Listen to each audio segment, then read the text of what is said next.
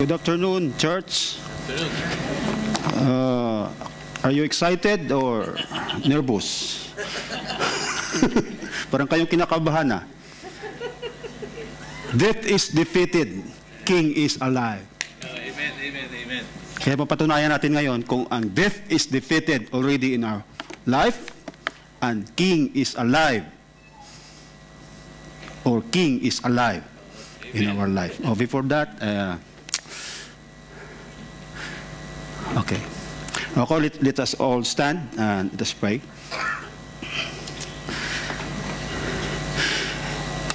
Okay, Lord, thank you very much, Lord, sa lahat ng ito na ginawa mo sa aming buhay. Salamat sa lahat ng iyong kadakilaan, sa iyong pagmamahal.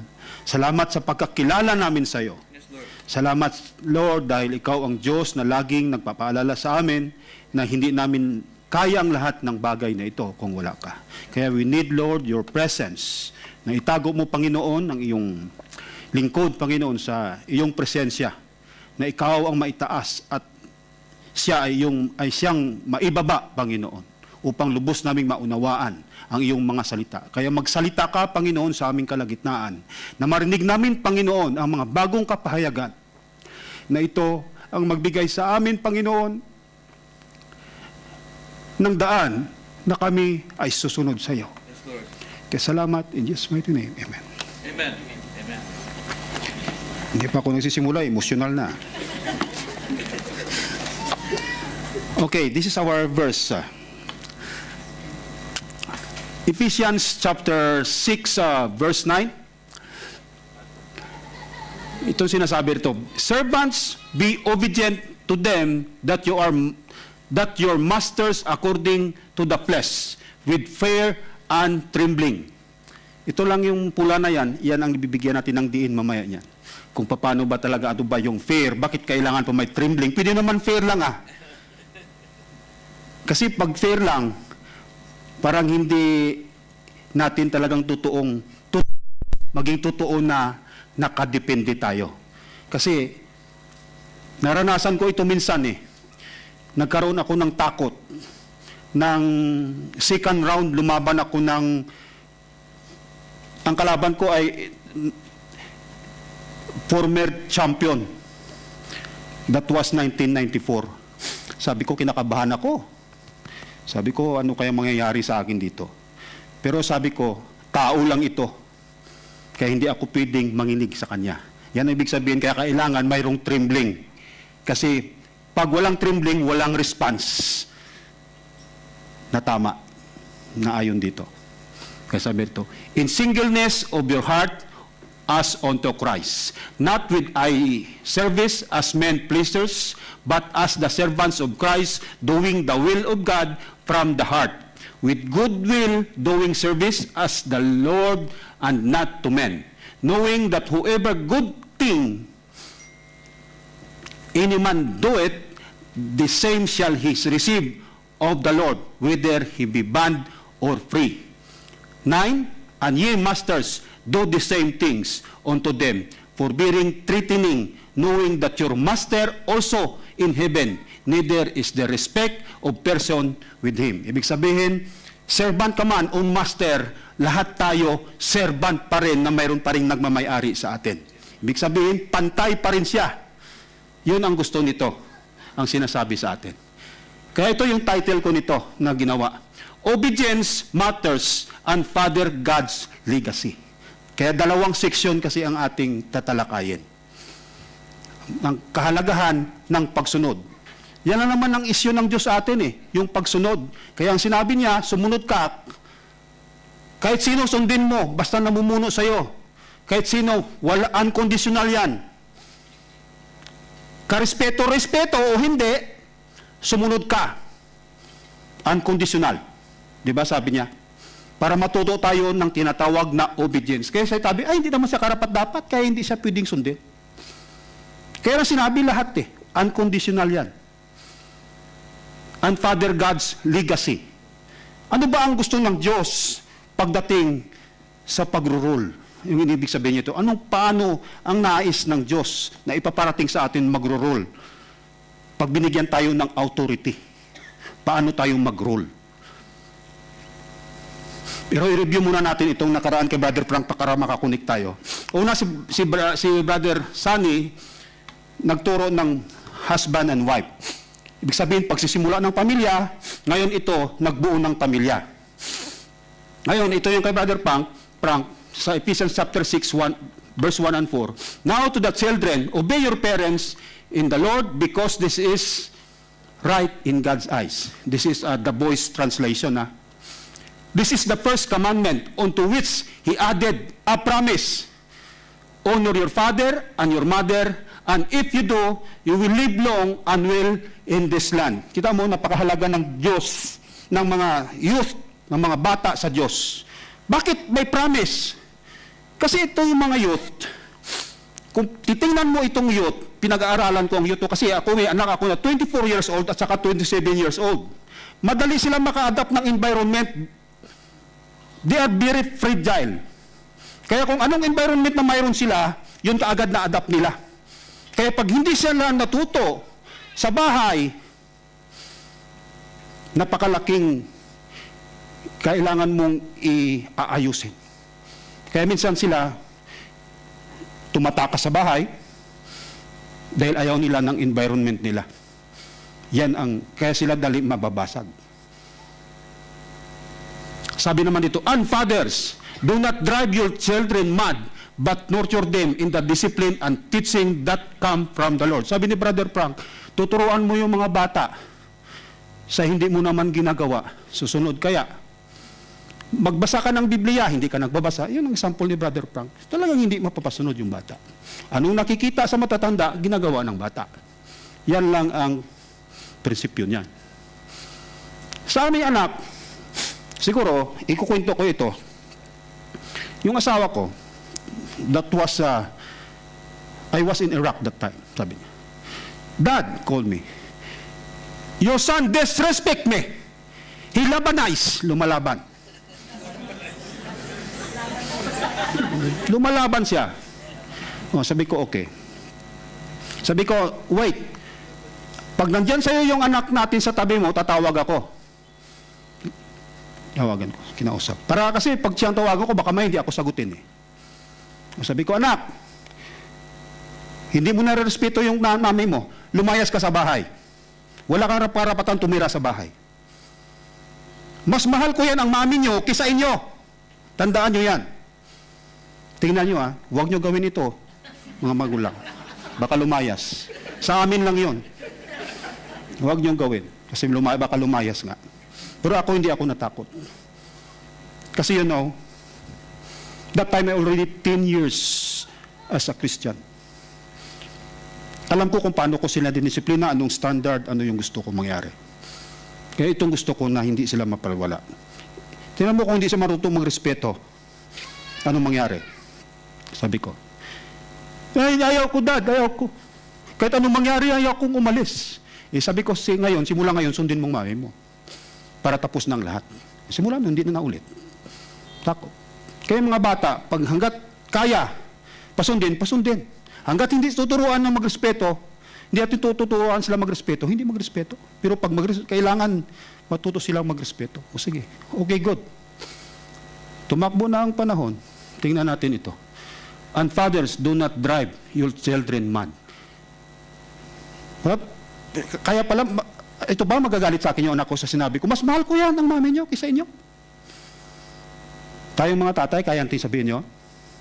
Di ba lahat tayo ngayon, sabihin natin, hindi anak, anong gusto mo? Gusto mo cellphone? Anong gusto mo, anak? Mahal natin eh.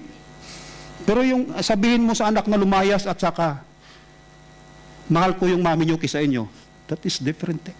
That's very heavy. Di ba?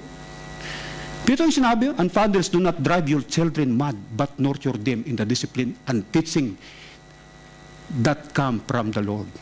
Come from the Lord ba yung sinabi ko? Wala tayong mabapsihan dyan. Pero nag-attend kasi ako ng last 10 years na yan na sinabi ko sa kanya, nang bago pa lang ako Kristiyano, naka-attend ako ng Men's of Promise. Sabi doon, the best gift to your child that you can give, love the one that they love. Sinong mahal ng mga bata? Papiliin tayo, nanay o tatay. Nanay lagi yan. Kahit na ano pa ang nanay yan ka-stricta, nanay pa rin yan ang pipiliin nila. Hindi yan pipiliin. Kaya hanggang ngayon, mami nila, idol nila eh. Pero ang anak ko nagalit sa akin, hindi Nakaraan nag-uusap kami Now, ang anak ko 27 years old na siya. Ang girlfriend niya, 10 years na sila, pero hindi pa sila nag-asawa. Hindi pa nagpakasal, ayaw pa magpakasal, ayaw pa mag-asawa. Hindi yan, pag sinasabi mo na mag-asawa ka niya, hindi pa. Anak, you're almost millionaire. Kasi nakapagkuha na siya ng ano niya Handa ka na. Sabi niya, huwag niyo ako. Basta ako, Dad, wala akong iniisip ngayon. Basta ito yung ginagawa ko. Gusto ko magawa ako ng paraan, magkakasama tayo. Hindi ko inasahan sa anak ko yan. Kasi as a father, natutunan ko, hindi ko kailangan ng pagmamahal. Kailangan nilang pagmamahal po as a father, hindi ko kailangan pagmamahal. As kaya sinabi sa mga wife, di ba? Wife, submit to your husband. Hindi yung sabi, di ba? Husband, love your wife. Bakit hindi ginamit yung wife, love your husband? Hindi ginamit Because the other expression of love for husband is respect. Kahit anong sabihin pa ng asawa ko, I love you, pag hindi ako respeto ito, hindi ako maniwala na mahal niya ako. Wala kayo. Kahit na 10,000, 1,000 I love you pang sabihin mo sa husband, hindi maniniwala yan pag hindi natin nirespeto. Kaya napakahalaga ng respect at pagsunod. Yan ang natutunan ko. Hindi ko nasasabihin yung sa bunso ko. Baka maghaba tayo. Maraming karanasan sa ang pagiging father ay hindi lang sabi na father, that is a career. Kaya kwento ko minsan pala sa bunso ko, sabi niya, Kuya, ayaw ko ng trabaho ni Daddy kasi minsan security guard, office, business. Pag magtanong sa school, ano yung occupation ng father, hindi ko alam kung anong isulat. Kaya ayaw ko, gusto ko teacher pareho kay mami. Kaya pag tinanong ka, anong sabihin mo, pag tinanong ka, anong occupation ng father mo, sabihin mo, father. Kasi tinatrabaho ko yan. Kaya ang father is also occupation. Hindi yan sabi na, basta lang na father ka, ay nag-anak ka, father ka na. Hindi. Trabaho yan. Kaya ito na ngayon. Verse 5 to 8, Ephesians chapter 6. This is the first point. Servants, be obedient to them that are your masters according to the flesh. With fear and trembling. This is an attitude. This is a right attitude. This is a response. Pag sinabing command, nakadepende ngayon anong attitude mayroon tayo. Kaya ito yung gusto nilang attitude, respect, with fear and trembling, sincerity and singleness of the heart, as unto Christ, as unto the Lord. Ito, sumusunod ka sa command dahil ito ginagawa mo, hindi dahil siya ay karespeto o hindi, karapat-dapat o hindi, because ikaw sumusunod lang dahil sa kay Kristo. Hindi dahil siya. Sumusunod ako sa tatay ko, youth. Ang tatay ko hindi karapat-dapat. Ang boss ko hindi naman karapat-dapat. Kaya lang susunod tayo dahil kay Kristo. That is a command. Unconditional. Pero itong pinasabi niya rito sa looking for God's compensation, ito yung third na point. Knowing that whatsoever good thing any man doeth, the same shall be received of the Lord, whether he be bond or free. Ang Diyos hindi nangungutang. Tandaan nyo yan. Ang Diyos mayroon yan. Pinapalitan niya yan, hindi yan basta ka nagsasaper, ang Diyos hindi niya yan nililibre. May kapalit siya. Naranasan nyo na yan? Yung kapalit? Ang kapalit, hindi natin yan iniisip, pero ang Diyos hindi nangungutang. Tandaan nyo yan. Naranasan ko minsan ito, mayroon akong bus sa Iraq. Ang bus ko na ito, sabi niya, hindi mo ko pwede kausapin kung wala pang 8 o'clock. 6 o'clock yung pasok namin. Kailangan niya pirmahan yung mga papilis. Pipick upin yung shipment, 7 o'clock, wala pang papilis. Nandyan sa labas ang nag-o-oversee na taga-government, na taga-tingin ng, kasi under kami ng congressional project ng program ng Congress ng United States.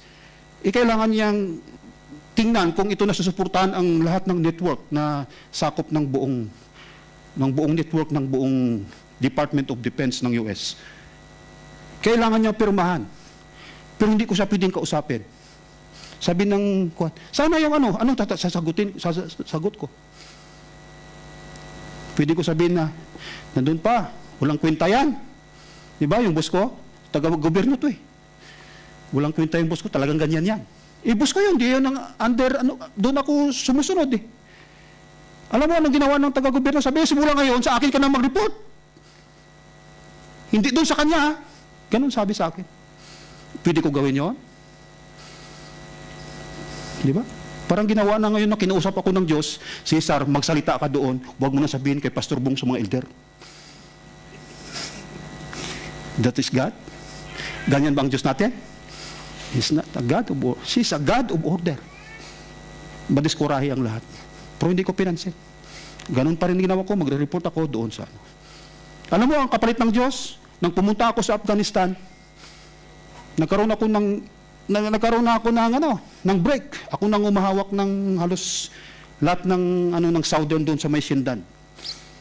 Nagkataon ngayon nagkaroon ng inspeksyon ng lahat ng asset ng company na ito-turn over sa government. Alam mo na nangyari, dumating ang lahat ng mga inspector from Pentagon, from Congress. Ngayon, natataranta na yung aming mga managers. Sabi niya, ano nang gagawin natin? Ang ating system hindi updated. Sino yung mag-solve nito? Mag-inspeksyon kung saan itong hinahanapin nila. Sabi ko, I will take care for that. Kita mo? Ang aking posisyon, labor support. Wala akong posisyon. Labor support. But because of obedience, sumusunod ka. Ngayon sabi ko, wag kayo magsalita, ako magsalita. Kita mo, ang harap mo taga-Pentagon, ang harap mo taga-Congress, ikaw labor support. O saan ito? Sabi ko ito. Kasi kung magsalita sila, magkakamali sila eh. Kasi hindi nila alam. Sabi niya, you sound like a boss. Sabi sa akin. Sabi ko, yes ma'am, because I'm taker for this. Yan ang binayad. Minsan hindi natin alam kung ano mangyayari po sa sitwasyon na yan, ay sabi ko ito na. Yan ang pinagkaloob ng Diyos. Kaya ang bayad, hindi yan material. Kaya ang blessing, hindi lahat yan material, kundi ang pagtitiwala sa Diyos, ang pagsabi rito na gusto ko, sumunod lang sa Diyos, no matter what. 4, masters, relationship of consideration. No hardness, fairness. Ito sabi, masters, hear this. Act in kind of your slave, stop terrorizing and threatening them. Don't forget that you have a master in heaven who does not take sides or pick favorites. Ito sabi niya, hey, ito ngayon ang boundary lang natin as a human, as a man. Then God said, let us make man, in our image, according to our likeness, according to our character, sabi ni Jesus, sabi ng Diyos, at according sa ating lifestyle, sa pamaraan ng buhay. Holiness, righteousness, let them have dominion over the fish of the earth, of the sea, over the bird of the air, and over the cattle, over the earth, and over every creeping thing that creeps on the earth. May nakalagay ba dyan ng dominion to human? Wala. We are only to rule resources. Kaya tayo, as a master, kung master discipler, like Kidron, kung mayroon man akong pinapagawa sa inyo, is not because na gusto kong masabi na susunod kayo sa akin. Gusto kong matutunan nyo paanong sumunod at kung paano i-deal kung anong mayroong gift kayo. Yan ang trabaho natin as a leader ng church. Para i-establish sila kung ano ang gift na mayroon siya at maging kagamit-gamit siya doon sa kingdom of God. Yun lang ang nais ng Diyos. Yan ang boundary lang. Kaya marami sa atin, pag sinabi na, kaya minsan tayo naman magkakamali. Ang tinitingnan, kaya ito sa Kidron, Hindi ako nakipagpolitikahan sa mga ito. Nasabihin ko para sila ay magkaroon ng ano sa akin, simpatya, hindi ko ginagawa. Kaya pag sinabi ko ito. Kung walang sumunod, sorry. Kasi hindi naman ako mawawalan. Kasi ang pagsunod is a blessing. Tingnan natin ngayon. Anong sunod? Ito na. The blessing of obedience. Luke 17:5-10. The apostle said to the Lord, increase our faith. So the Lord said, if you have faith as a mustard seed, you can say to this mulberry tree, be pulled up by the roots and be planted in the sea, and it would obey you. And which of you, having a servant plowing or tending sheep, will say to him, when he has come in from the field, come at once and sit down to eat. But will he not rather say to him, prepare something for my supper, and gird yourself, and serve me till I have eaten and drunk, and afterward you will eat and drink.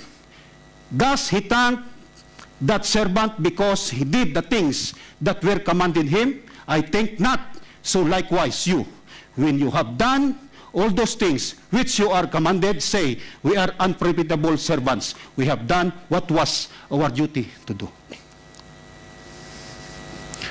Paano nagkaroon ng nagtanong, gusto namin madagdagan ang pananampalataya namin. Tayo, minsan, nung bago pa noon, pag mag-advise tayo, may problema ka? Gusto lang ng Diyos madagdagan ang pananampalataya mo. Di ba? Ganyan tayo pa eh. Oo nga, no? Ako, ganyan din ang konsep ko. Kung hindi ko nabasa ito. Naginihingi pa na, pananampalataya. Dinagdagan. Para pag may problema ka, sinasadya ng Diyos yan para magkaroon ng trials ka, kaya para managdagan ang pananampalataya mo. Kaya tuloy ang nangyayari, yung consequence at saka trials minsan, parang isa na lang natin. Nakaranas ka sa consequence, trials ito. Hindi ka nag-repent. Akala mo trials pa rin. Pero hindi. Consequence. Kaya pag hindi tayo maingat, pag hindi natin alam, akala natin, trials ng Diyos ito, pero ikaw ang gumawa. Hindi ang Diyos. Kasi ang sabi ng 1 Corinthians 7:10, ang kapagitay ang dulot ng Diyos, ng sanlibutan ay nagdudulot sa tao para sa kamatayan. Pero ang kapagitay ang dulot ng Diyos ay nagtuturo sa tao para siya ay magsisi at maligtas. Ibig sabihin, ang trials na binigay ng Diyos para maligtas ka na hindi mo kaya. Hindi para madagdagan ang pananampalataya natin. Ito ngayon ang sinabi niya. Parabol. Bakit parabol? Bakit lagi si Jesus nagtuturo ng parabol? Anong ibig sabihin niya? Too easy to understand what he said or to hide the truth? To hide the truth or too easy to understand?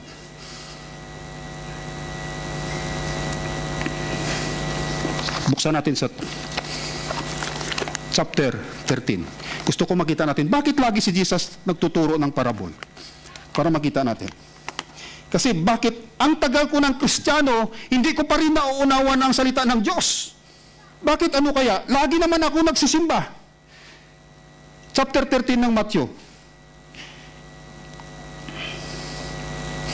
Lagi naman ako nagsisimba, hindi ko mauunawaan ang sinasabi ng Diyos.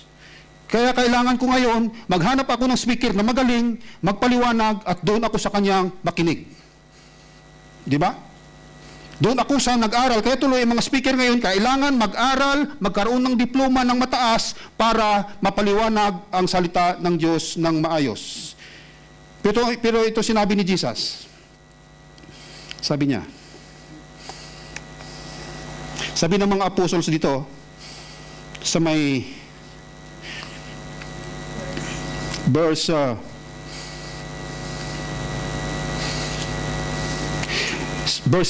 sabi niya, nagtanong mga apostles, and the disciples came and said to him, why do you speak to them in parables? Tignan natin. Why do you speak to them in parables? He answered and said to them, because it has been given to you to know the mysteries of the kingdom of heaven. But to them, it has not been given. Diba? Para sa kanila, ay hindi para sa kanila, kundi para sa inyo lang. For whoever has, to him, more will be given, and he will have abundance. But whoever does not have, even what he has will be taken away from him. Therefore, I speak to them in parables, because seeing they do not see, and hearing they do not hear, nor do they understand. And in them the prophecy of Isaiah is fulfilled, which say, hearing you will hear, and shall not understand, and seeing you will see, and not perceive. For the hearts of these people who grown dull, their ears are hard of hearing, and their eyes they have closed, lest they should see with their eyes, and hear with their ears. Ito na. Lest they should understand with their hearts and turn, so that I should heal them. Kasi kung maintindihan nila, sila ay magbabago. Masama ba yun? Kasi kung papaliwanag ko sa kanila ito, kung ang parable ay para paintindihan nila, pag maintindihan nila, sila ay magbago. Pero bakit hindi mo, sa parable hindi nila maintindihan? Kasi because hallowed be thy name siya. Siya lang yung may pangalan, siya lang may integridad. Ngayon, kung ikaw, dahil siya may integridad, alam niya na ikaw ay hindi naman nauhaw, bibigyan ka niya ngayon ng tubig? Magsinungaling ngayon siya. Kasi hindi mo naman gusto eh. Ibig sabihin, if you don't have desire to know or to understand the Word of God, wala tayong maintindihan. Kasi we don't have any desire to understand. Hindi tayo matutong, Lord, ano bang sinasabi mo nito? Ang ginagawa natin, hahanap tayo ng komentary. Ganito, ngayon, ang komentary iba-iba. Nagrambol-rambol na. Ngayon, hahanap ka na lang ngayon ng sikat na komentary na magaling. Ngayon, pagdating mo sa ibang komentary, iba na. Nagrambol-rambol na ngayon. Iba-iba na ngayon ang iyong concept. Wala ka na ngayong stand. From the voice of God. Wala tayong may naintindihan. Pero kung nagbabasa ka, nagtatanong, Lord, ano ba ang gusto mo nito? Minsan ba, nagtanong tayo sa Diyos, Lord, ano bang gusto mong gawin ko? Di ba mas marami tayong sinasabi, Lord, tulungan mo ako sa aking buhay ngayon, sa aking problema. Lord, gusto ko lagi nating inihingi sa Diyos para kumpunuhin lang yung ating buhay. Pero hindi tayo natutong maghingi sa Diyos, Lord, gusto ko makilala kita. Para alam ko kung anong gusto mo at magawa ko. Natuto ba tayo mag-ano nun? Lord, I want you more. Gusto mas makilala kita. Hindi ko gustong makilala kita para lang sa mga material na bagay na ito. Kaya tingnan mo, pagdating sa testimony, mas malamang ang ating testimony doon sa material kaysa doon sa pagkilala natin sa Diyos. Ang Diyos nakikilala natin doon sa mga bagay na blessing na material. Nakuha natin? Kaya tuloy, in the long run, hindi tayo lumalago. Kuha natin. Kaya ito yung sinabi niya rito. And he said, the kingdom of God is if a man should scatter seed on the ground. Ibig sabihin, lahat tayo ay nagkaroon ng puhunan ang Diyos ng faith.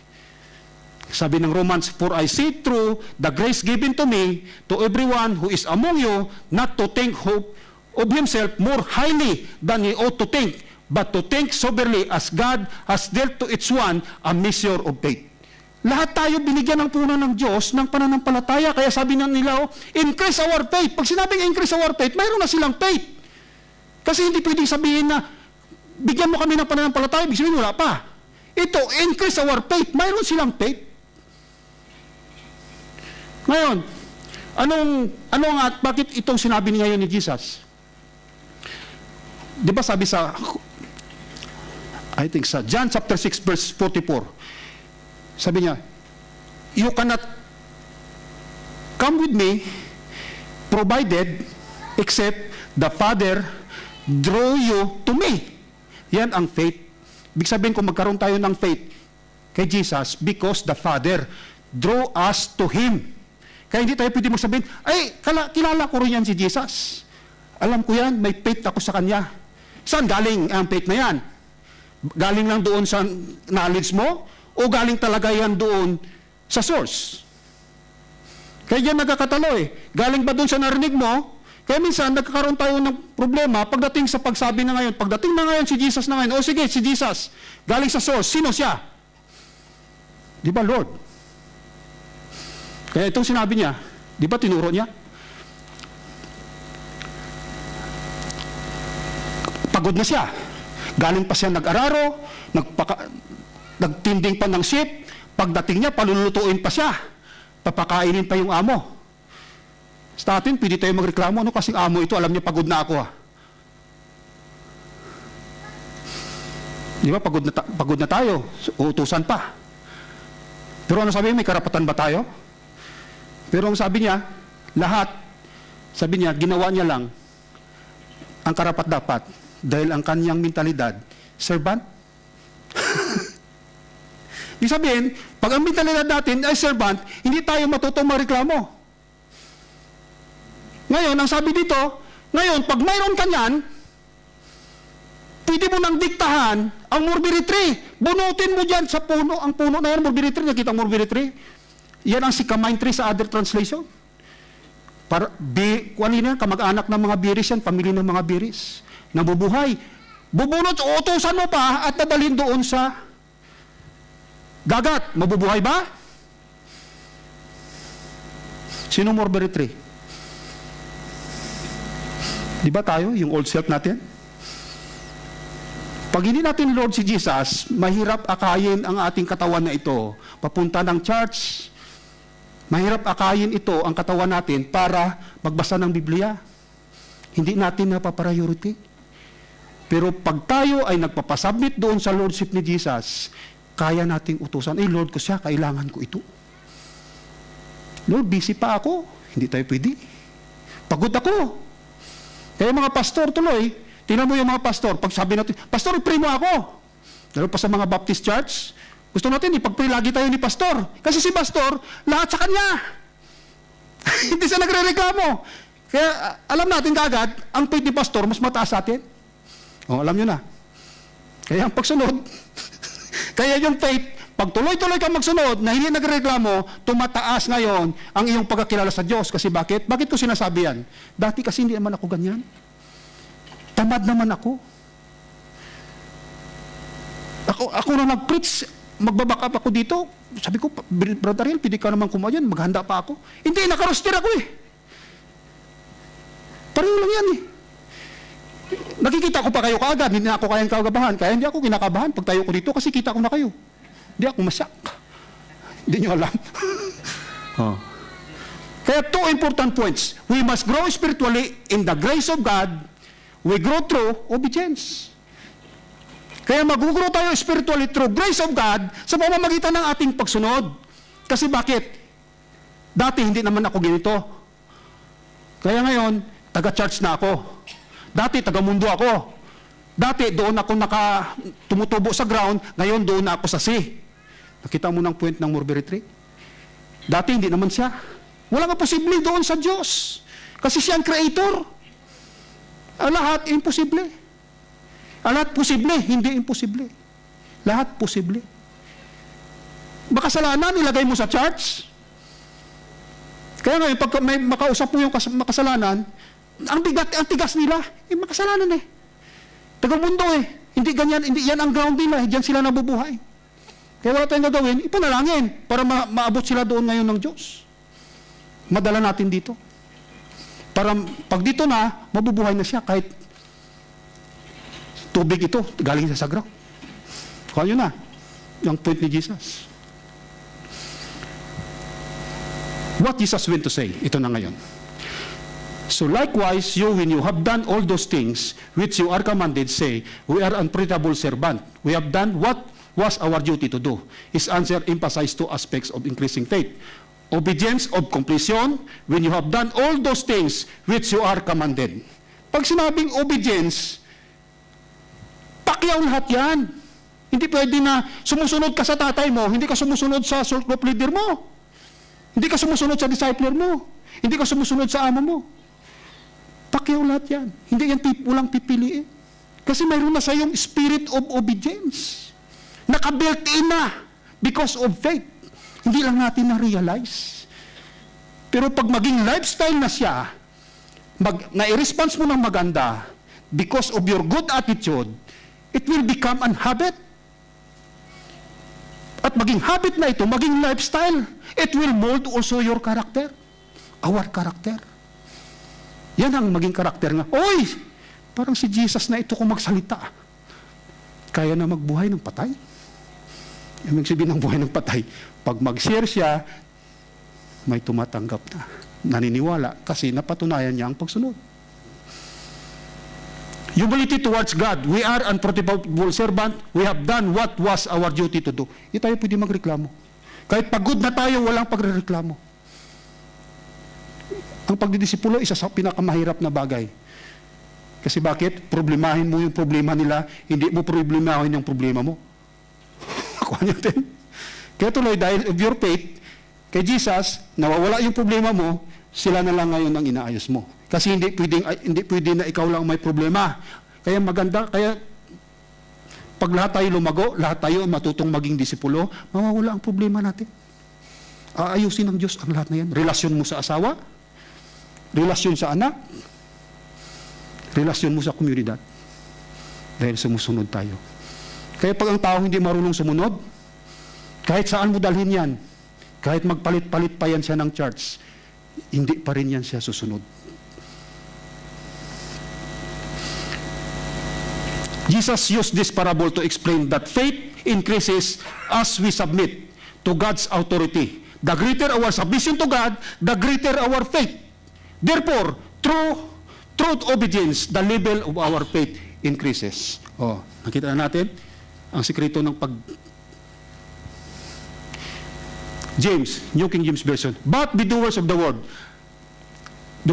and not hearers only, deceiving yourself. For if anyone is a hearer of the word and not a doer, he is like a man observing his natural face in mirror. For he observes himself, goes away, and immediately forgets what kind of man he was. But he who looks into the perfect law of liberty and continues in it, and is not a forgetful hearer. Ibig sabihin, ang lahat ng naririnig natin ay ginagawa natin. Sigurado, anong sabi rito? Pagsasalamin mo lang tinitingnan, niloloko natin ang sarili natin. No? Sabi, your natural face in mirror. Ano bang natural face natin? Ito yung ating physical na katawan at ang ating kaluluwa. Ang physical na katawan natin at saka kaluluwa, nakadepende sa ating mga feeling ito. Emotion. Ano lang narinig natin ang nakikita. Hindi tayo sumusunod. Pero pag sinunod natin, ito ngayon ma-realize natin no, what kind of man he was. Anong what kind of man he was? This is the new creation naman. Na ikaw ay nagkaroon na ng bagong pagkatao. Doon lang natin malalaman kasi na mayroon tayong spirit. Kasi ang spirit hindi natin maramdaman. Ang kaluluwa, alam natin na may kaluluwa tayo at mayroon tayong katawan, di ba? Pag may katawan tayo, pag kinurot, nasasaktan.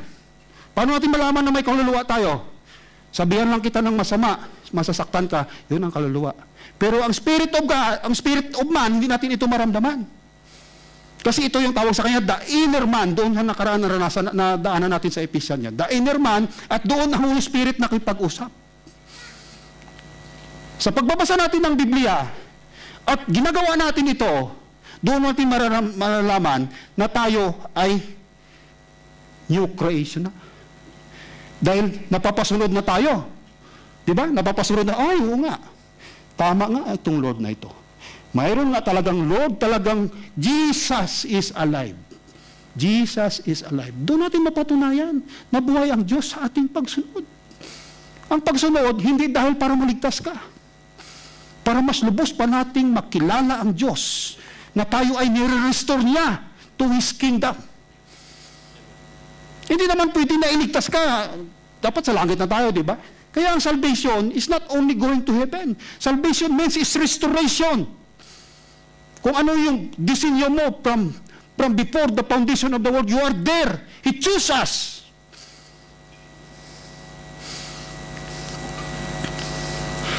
Foundational difference of world. I chose what is good, right, or best for me. Yan ang mundo.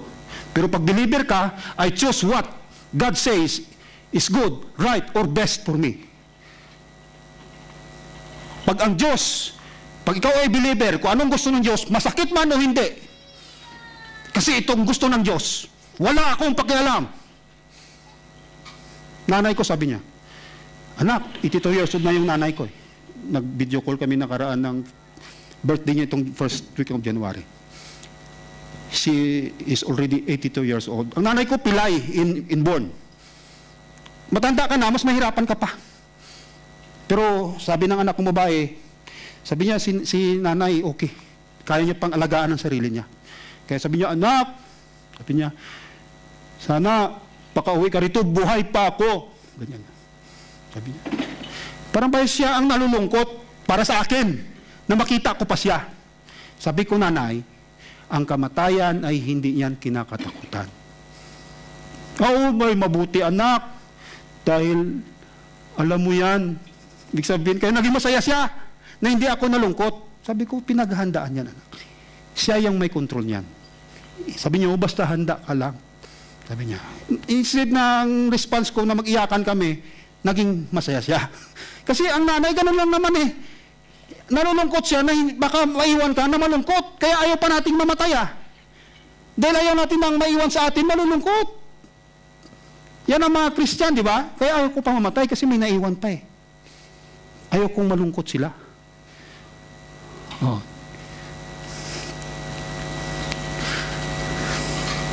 What time is it?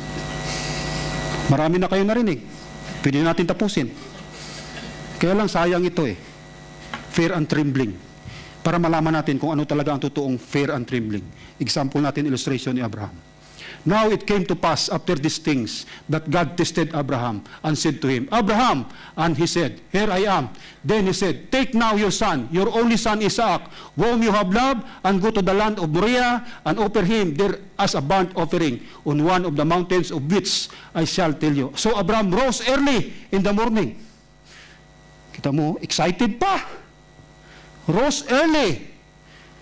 Ang anak mo ay ialay mo. Pero excited, early pa eh.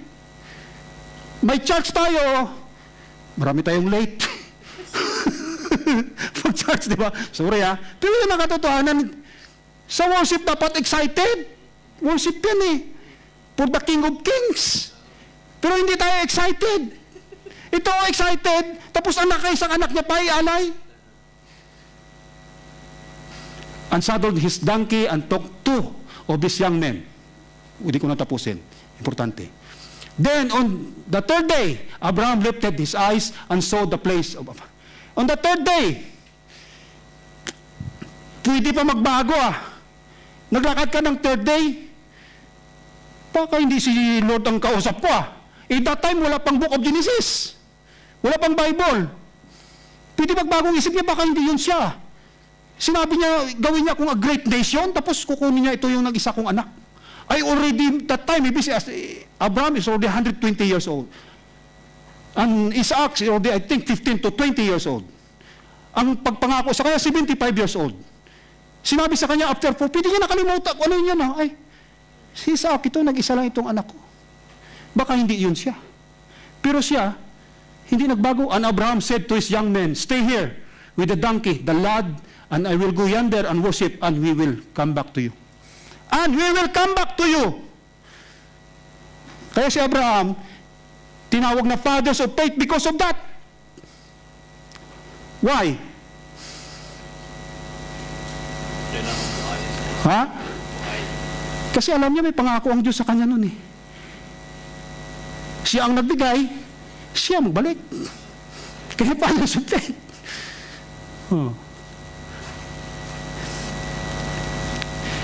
Then they came to the place of which God had told him. And Abraham built an altar and their place and wooden in order.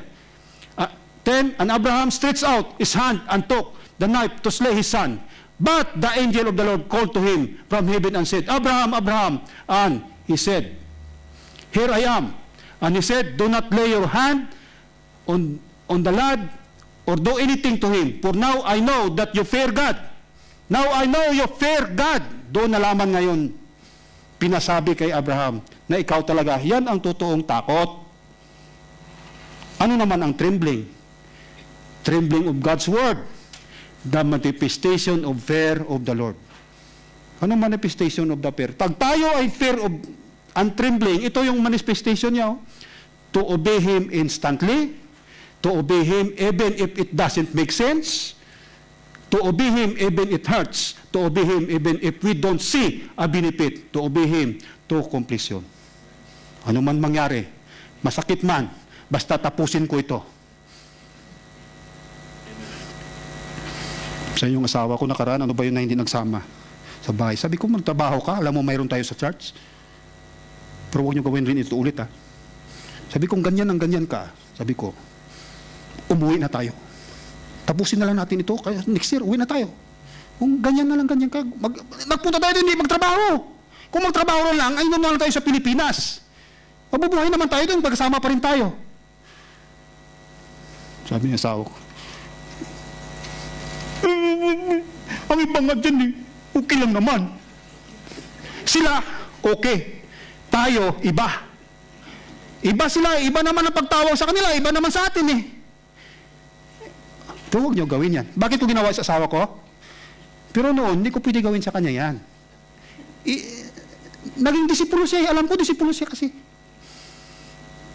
Hindi niya pwedeng hindi tanggapin ang sabihin ko kasi disipulo na siya. Mas kwan pang sa akin sa training ito. Ang akin lang na training sa daan.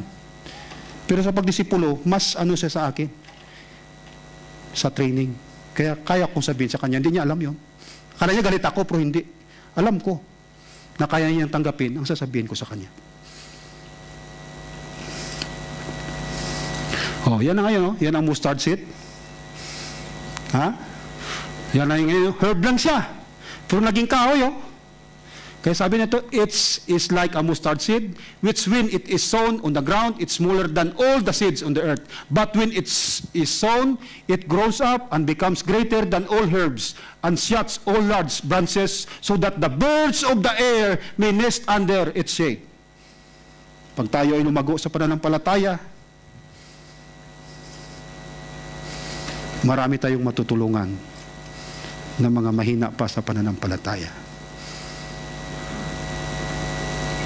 Yan tayo. Sila ay sisilong na sa atin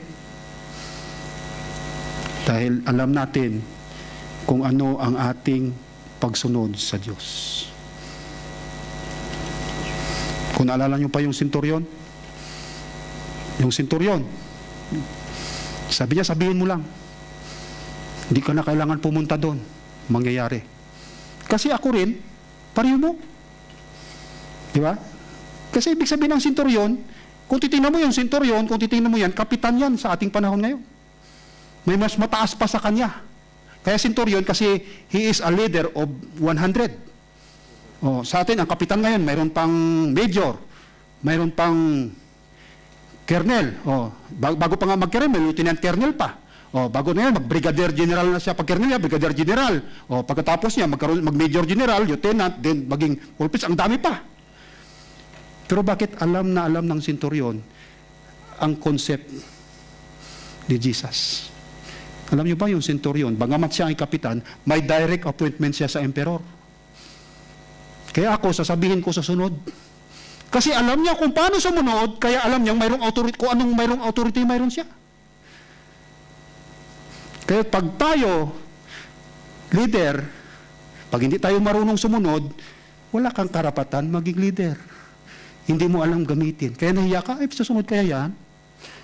Hindi siguro, wag na lang. Kasi bakit? Hindi ka marunong sumunod eh. Kaya tuloy, nahirapan ka magpasunod. Pero kung marunong ka sumunod, pag sinabi mo, susunod man siya o hindi, hindi ka ma-insecure.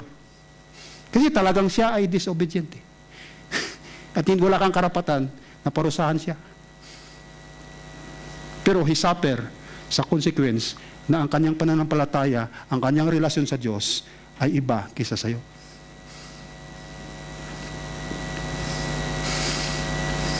Challenge natin, last. So, dear brothers and sisters, work hard to prove that you really are among God's has called and chosen. Tayo ba talaga ay tayo ang mga pinili ng Diyos na nakikita sa atin na tayo ay kahit anuman ay handa tayong sumunod sa doon man sa atin kumpanyang tinatrabahoan. Baka tayo pang unang reklamador. Do these things and you will never fall away. Then God will give you a grand entrance in the eternal kingdom of our Lord and Savior, Jesus Christ. Akala mo grand entrance yan, no? Hindi yan ordinaryo na pagtanggap, grand entrance. Kasi bakit? May palakpakan at may rewardan pa. Alam nyo, ang sa pagsunod, may reward. Kaya yan ang ating ini-aim, yung reward. Kasi ang reward na yan, yun ang ibibigay natin doon kay Jesus. Pagbigay sa atin, ito Lord, ikaw rin ang gumawa nito. Kaya binabalik ko sa iyo. Kung wala ka pagsunod, wala kang reward, tagapalakpak ka lang. Ha? Di ba lang ang problema? Sa langit naman ako, hindi ko kaya ng reward. Sa langit naman ako eh. Di ba? Ano, magsip-sip kayo. Sip-sipan natin yan. Pag may reward ka, mayroon kang ngayong ibibigay kay Lord. Lord, sa'yo yan. Ikaw ang gumawa niyan.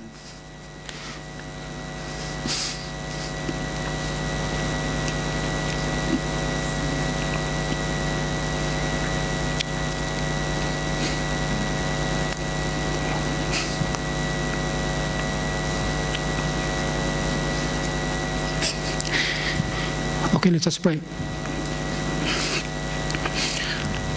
Glory to God.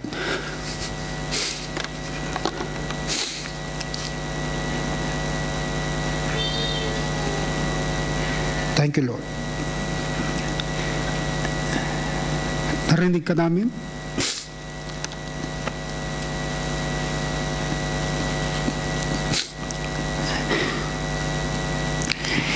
Hindi kami, Panginoon, kundi ikaw. Ikaw ang lahat ng ito. Salamat lang. Mayroon kaming salita na pwede magbigay sa amin ng reminders na kami wala. Pero may karoon kang tinuturo na susunod lang kami, aangat ang aming pagkakilala sa amin sa iyo. Dahil mayroong nagmo-motivate sa amin. Dahil alam namin kung ayaw namin, wala ka ring magawa. Dahil ikaw, stay what you are. You said, I am meek and lowly. Ayaw mo kaming pilitin. Pero Lord, lagi mo kaming ipaunawa na ang pagsunod ay tanda, Panginoon, na kami ay iyong anak.